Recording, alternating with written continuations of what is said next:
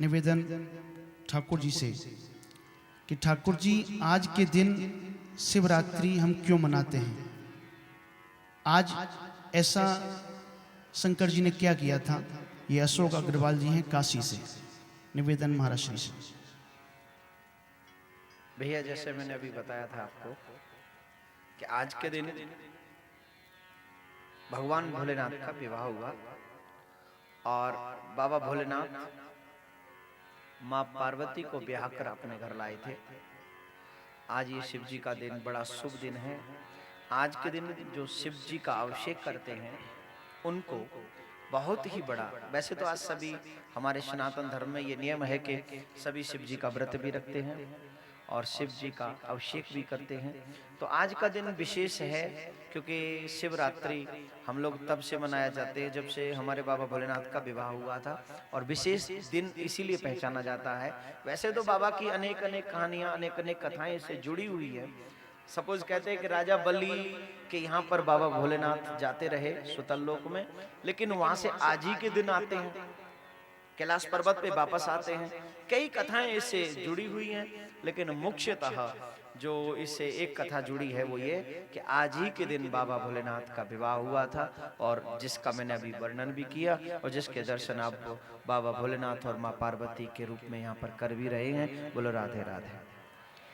तो जहां तक मैं समझता हूँ शायद उनको अपने प्रश्न का आंसर मिल गया। ये आज का दिन शिव पार्वती के विवाह के उपलक्ष्य में मनाया जाता है। तो आप सबसे भी निवेदन, आज शाम को, वैसे तो पूरी रात्रि जागरण भी करते हैं, ये जो शिवरात्रि है इसके दिन रात्रि भर जागरण भी करना चाहिए। आज की रात्रि में जो जागरण करते हैं और बाबा भोलेनाथ का और माँ पार्वती जी का मंत्र जाप करते हैं उनको विशेष उपलब्धियां प्राप्त होती हैं। तो जिनको अधिक कुछ चाहिए बाबा भोलेनाथ से, उनसे निवेदन करूंगा कि आज रात्रि भर जागरण करें और जागरण करके बाबा भोलेनाथ का मंत्र जपते रहें, माँ पार्वती जी का मंत्र जपते रहे। बोलो राधे राधे। दूसरा प्रश्न है कुरुक्षेत्र हरियाणा से। उन्होंने लिखा है कि महाराज श्री, क्या ये जो भागवत है हम अपने घर में भी खुद पढ़ सकते हैं? महाराज श्री, भागवत को पढ़ना अच्छी बात है और पढ़ना ही चाहिए, हमेशा पढ़ना चाहिए। सदा सेव्य श्रवण भी हमेशा करते रहना चाहिए।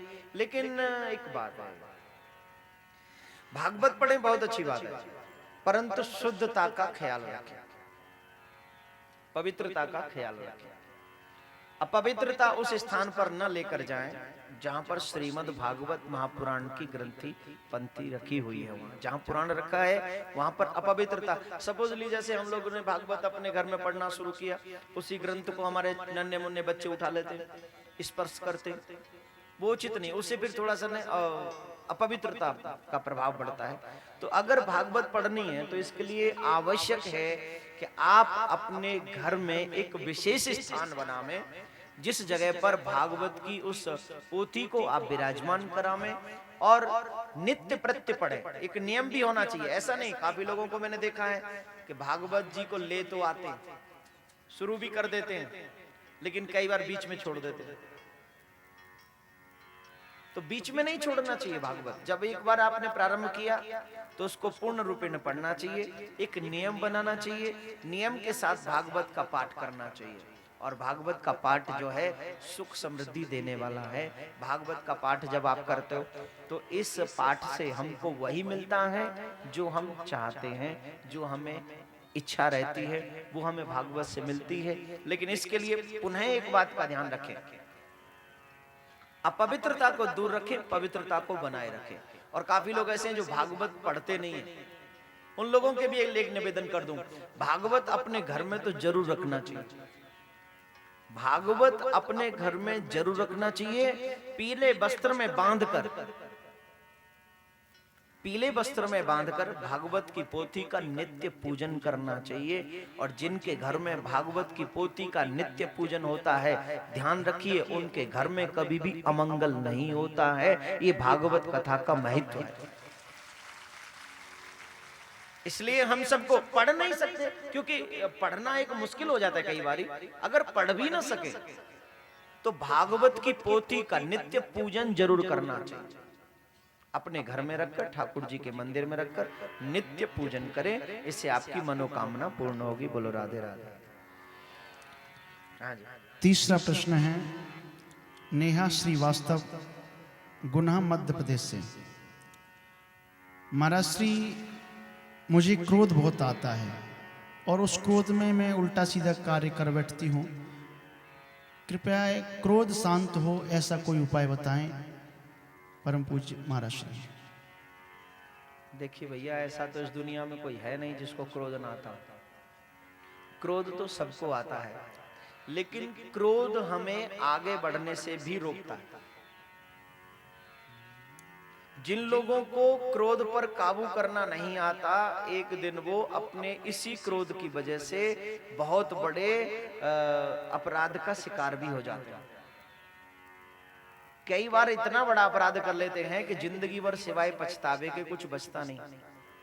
क्रोध ही इंसान को मिट्टी में मिलाने का काम करता है, और क्रोध ही इंसान को किसी का नहीं होने देता। अपने भी क्रोध की वजह से बेगाने बन जाते हैं। सपोज आपको क्रोध आ गया और आप अपने भाई से लड़ पड़े, और अपने भाई को या अपने माता पिता को या अपने किसी बुजुर्ग को आपने ऐसा बोल दिया उल्टा सीधा, तो वो आपको खटास हमेशा जीवन भर झेलना पड़ेगा। क्रोध तो सबको आता है, लेकिन क्रोध कंट्रोल में रखना आपको आना चाहिए। क्रोध विनाश कर सकता है, क्रोध पर कंट्रोल आपका प्रकाश कर सकता है। क्रोध किसको नहीं आता, लेकिन सही माने में भगवान का भक्त या भगवान का सेवक वही है जो क्रोध आने पर उसको कंट्रोल में कर ले। रास्ता बताऊं? रास्ता ही पूछा है उन्होंने तो बता देता हूं। जिस समय आपको क्रोध आने लगे, क्रोध आता है तो उससे पहले थोड़ी सी भनक लग जाती है कि अब क्रोध आने वाला है। लगती है कि नहीं? बताइए, बैठे हुए लोग बताइए, लगती है ना? जब क्रोध आता है तो बोले तेरा राम भला करे, तेरा आजा मेरे सामने। क्यों जी दशरथ जी, क्रोध का पता चलता है कि नहीं? चल जाता है कभी कभी पता। तो जब क्रोध आने लगे तो मैं आपसे एक निवेदन करूंगा कि आपके गुरु के द्वारा दिया हुआ मंत्र आपको सिद्ध होता है। अगर आपने उस मंत्र में सच्चा विश्वास रखा है तो वो मंत्र आपको सिद्ध हो जाता है। तो जब क्रोध आने लगे, आप उसी समय उसी मंत्र का 11 बार जाप करें। कितनी बार? 11 बार जाप करें। और जहां पर ये बातें हो रही हैं, जहां क्रोध आ रहा है, उस स्थान को थोड़ा सा छोड़कर जरा अपने फ्रीज तक पहुंचे और फ्रीज को खोलें।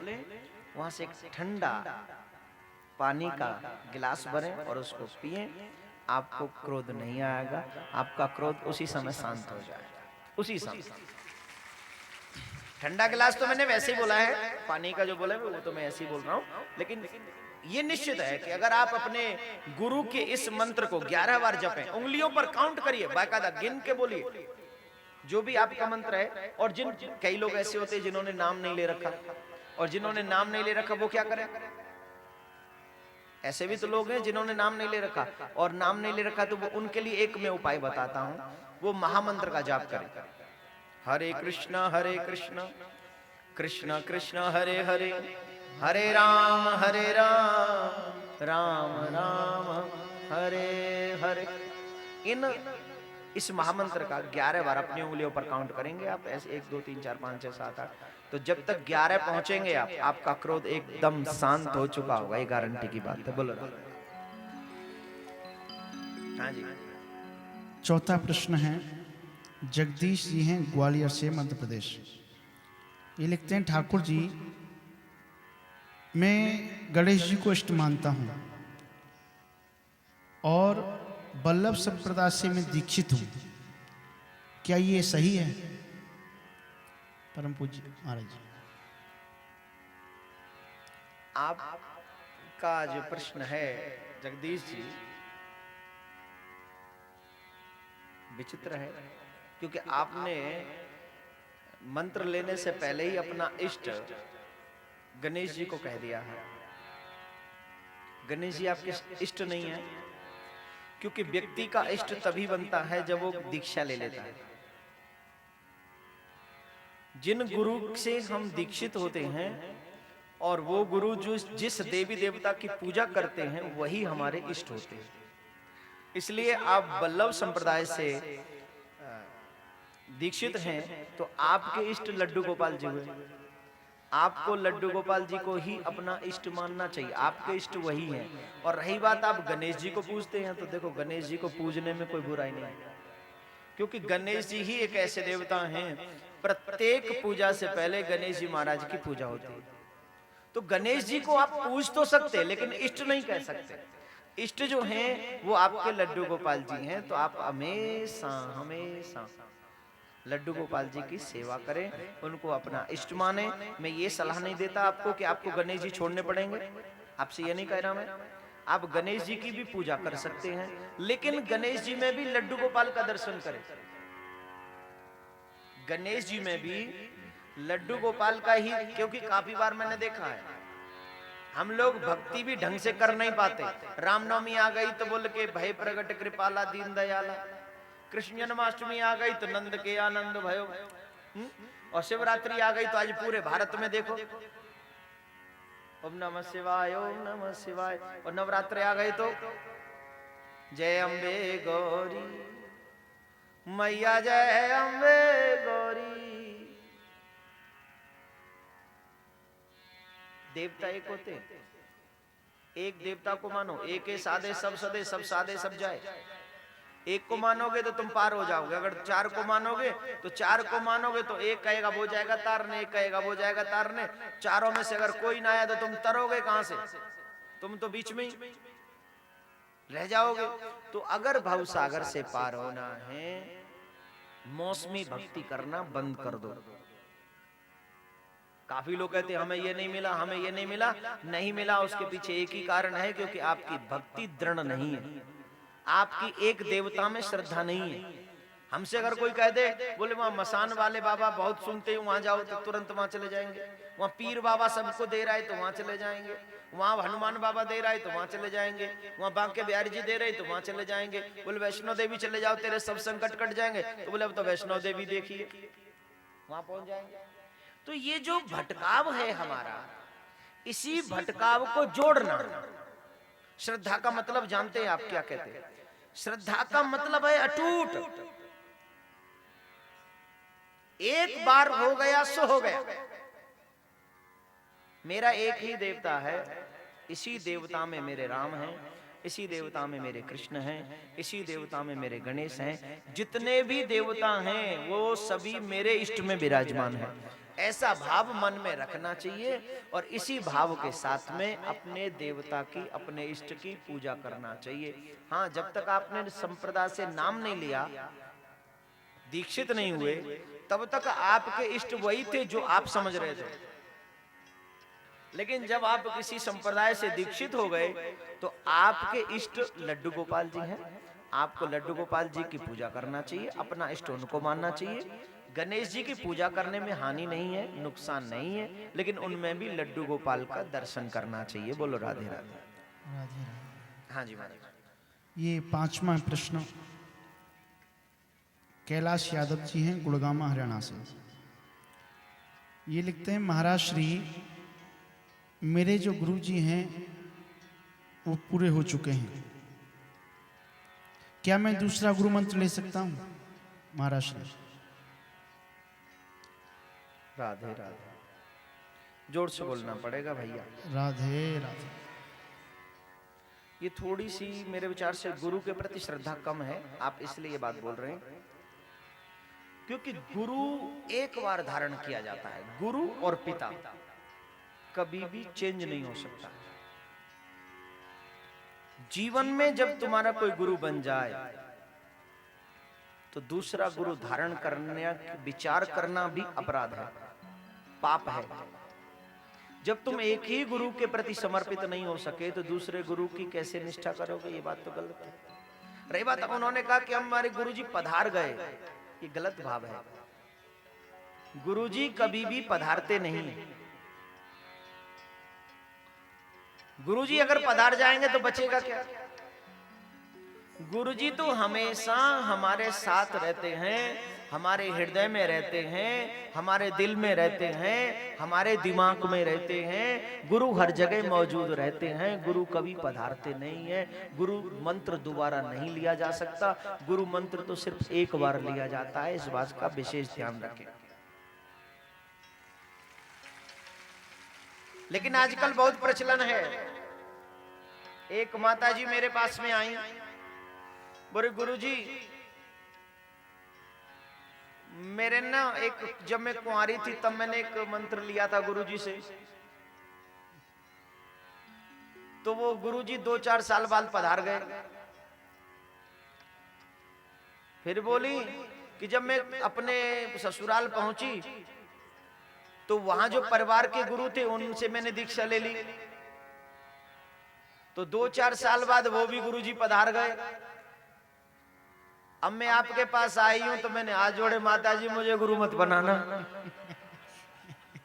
अभी तो मुझे बहुत कथाएं करनी है, विश्व में शांति की रचना करने स्थापना करना प्रारंभ किया है। अभी तो पहला कदम है, मुझे जरा कुछ कर लेने दो। बोलो राधे राधे राधे राधे। तो गुरु कोई मिठाई का डिब्बा नहीं है कि आज इस दुकान से खरीद लिया, कल उस दुकान से खरीद लिया, परसों कोई और खा लेंगे, ऐसा नहीं। जीवन में गुरु दीक्षा सिर्फ एक बार ली जाती है। काफी लोगों को मैंने देखा है कि काफी लोग कहते हैं गुरुजी हमारे लालची हैं, काफी लोग बहाने ढूंढते हैं गुरुजी हमारे ऐसे हैं, गुरुजी हमारे ऐसे हैं। तो जीवन में याद रखिए हमेशा एक बात, माता पिता और गुरु कुछ भी ऐसा नहीं करते जिससे शिष्य को या पुत्र को नुकसान पहुंचे। वो जो भी करते हैं, वो जैसा भी करते हैं, अपने शिष्य के लिए, अपने पुत्र के लिए, हमेशा कल्याण के लिए करते हैं। ये हमारी नासमझी है कि हम इस बात को समझ नहीं सकते, और जब समझ में आ जाए तो वही हमें भवसागर से पार करा देता है। तो इसलिए ये बात कहना कि गुरु मंत्र दोबारा लेना है तो ये नहीं। जीवन में सिर्फ मंत्र एक बार लेना चाहिए, गुरु जी एक ही बनाना चाहिए, और उन गुरु के प्रति ऐसे भाव हो कि यही भगवान है, यही सब कुछ है, मेरे लिए तो यही है। और जब ऐसा समर्पण भाव होगा तो एक दिन आपको गोविंद जरूर मिलेंगे। और गुरु जिनके पधार गए उनसे निवेदन, ऐसा भाव न रखें कि गुरु पधार गए। गुरु को हमेशा अपने दिल में जीवित रखें, ये भाव रखें कि गुरु जी हमेशा आपके मध्य में विराजमान है, आपसे अदृश्य नहीं है। बोलो राधे राधे राधे राधे।